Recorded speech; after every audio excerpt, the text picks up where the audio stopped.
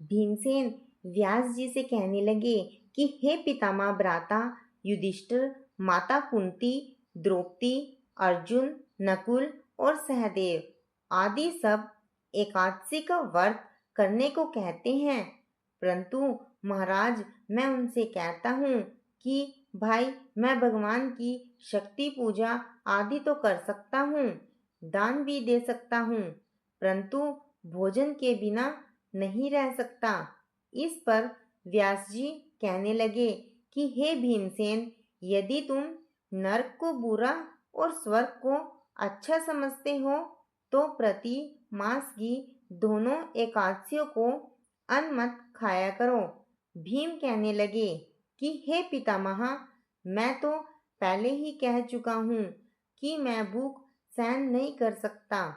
यदि वर्ष भर में कोई एक ही व्रत हो तो मैं रख सकता हूँ, क्योंकि मेरे पेट में वृक नाम वाली अग्नि है, सो मैं भोजन किए बिना नहीं रह सकता। भोजन करने से वह शांत रहती है, इसलिए पूरा उपवास तो क्या, एक समय भी बिना भोजन किए रहना कठिन है। अतः आप मुझे कोई ऐसा व्रत बताइए जो वर्ष में केवल एक बार ही करना पड़े और मुझे स्वर्ग की प्राप्ति हो जाए।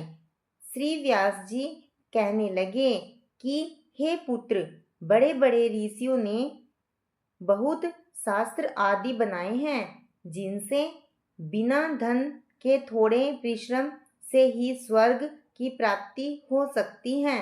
इसी प्रकार शास्त्रों में दोनों पक्षों की एकादशी का व्रत मुक्ति के लिए रखा जाता है। व्यास जी के वचन सुनकर भीमसेन नरक में जाने के नाम से भयभीत हो गए और कांपकर कहने लगे कि अब क्या करूं? मास में 2 व्रत तो मैं कर नहीं सकता। हाँ, वर्ष में एक व्रत करने का प्रयत्न अवश्य कर सकता हूँ। अतः वर्ष में एक दिन व्रत करने से यदि मेरी मुक्ति हो जाए तो ऐसा कोई व्रत बताइए। यह सुनकर व्यास जी कहने लगे कि वृषभ और मिथुन की संक्रांति के बीच जेठ मास के शुक्ल पक्ष की जो एकादशी आती है उसका नाम निर्जला है। तुम उस एकादशी का व्रत करो। इस एकादशी के व्रत में स्नान और आचमन के सिवा जल वर्जित है। आचमन में 6 मासे से अधिक जल नहीं होना चाहिए, अन्यथा वह मद्यपान के सदृश हो जाता है। इस दिन भोजन नहीं करना चाहिए, क्योंकि भोजन करने से व्रत नष्ट हो जाता है। यदि एकादशी को सूर्योदय से लेकर द्वादशी के सूर्योदय तक जल ग्रहण न करें तो उसे सारी एकादशियों के व्रत का फल प्राप्त होता है। द्वादशी को सूर्योदय से पहले उठकर स्नान आदि करके ब्राह्मणों का दान आदि देना चाहिए।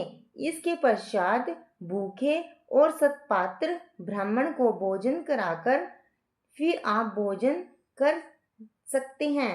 इसका फल पूरे एक वर्ष की संपूर्ण एकादशियों के बराबर होता है। व्यास जी कहने लगे कि हे भीमसेन, यह मुझको स्वयं भगवान ने बताया है। इस एकादशी का पुण्य समस्त तीर्थों और दानों से अधिक है। केवल एक दिन मनुष्य निर्जल रहने से पापों से मुक्त हो जाता है। जो मनुष्य निर्जला एकादशी का व्रत करते हैं उसकी मृत्यु के समय यमदूत आकर नहीं घेरते, वरन भगवान के पार्षद उसे पुष्पक विमान में बिठाकर स्वर्ग को ले जाते हैं। अतः संसार में सबसे श्रेष्ठ निर्जला एकादशी का व्रत है, इसलिए यत्न के साथ इस व्रत को करना चाहिए। उस दिन ओम नमो भगवते वासुदेवाय मंत्र का उच्चारण करना चाहिए और गोदान करना चाहिए।